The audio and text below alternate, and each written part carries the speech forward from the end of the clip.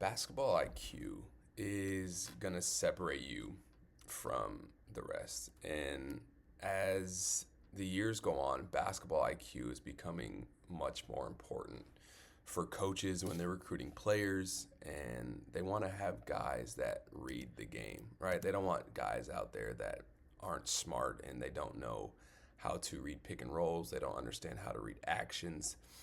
So what I want to do is help you guys understand the game. And one thing I like to do is I like to go to YouTube. I'll type in EuroLeague highlights, and I like to see how they score. So we're going to go over a couple of clips today, and just helping you understand how to read the game. So this first screen coming up, right? As a guard coming off a screen, I preach this a lot. You want to understand what your defender is doing on the ball, and then you have to realize what the big is doing first, right? So coming off this on ball to the left, the guard is chasing over the screen, right? So the shot off the three isn't necessarily there. But I want you to watch what the big man does on the roll here. Since the defender is in a drop position and the big knows that, watch how he runs into his player. So we call this a Gortat screen. Now what this does is it opens up the lane for the guard to get a layup because he's completely taking out his defender. And now the lane is open for a layup. So what you need to do off these screens is you need to tell your big, one, to hit that screen, right? Make sure he gets contact on the defender who's guarding the ball. And then you just snake dribble, right? We call that a snake dribble. And you snake dribble into the lane as the big is gortotting that screen. And it should be an easy layup.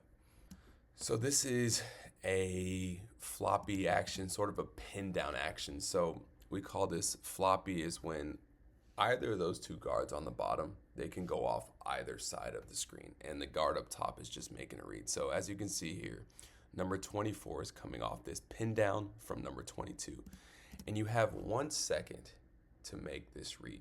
So number 24 notices that his defender is trying to go through the gap, right?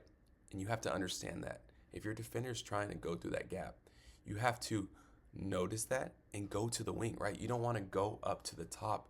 You want to flare out to the wing, because now if the guard makes that pass, you have enough time to catch and shoot three, right?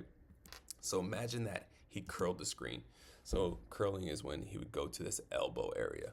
If he curled that screen, his defender would be there. You only curl it if the defender's trailing you. If the defender shoots the gap, you flare out to the wing, get those feet set, and you shoot the three. It's just making these split-second decisions out there when you're playing.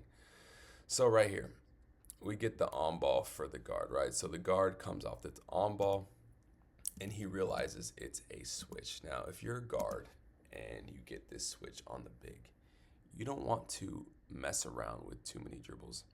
You want to be able to either, one, drive to the lane and try to get a layup, or break him down and get a shot if he's playing you with this much space, right? So if you shoot this shot, you know that you have a good rebound opportunity because the big man is on the guard, and that switch that occurred earlier, the big man has position down here on a littler guard. So watch TJ Shorts. He just shoots the shot, right? He doesn't mess around with it. The big sagging off, no hesitation, and you shoot the shot. And you can see down here, look what has to happen.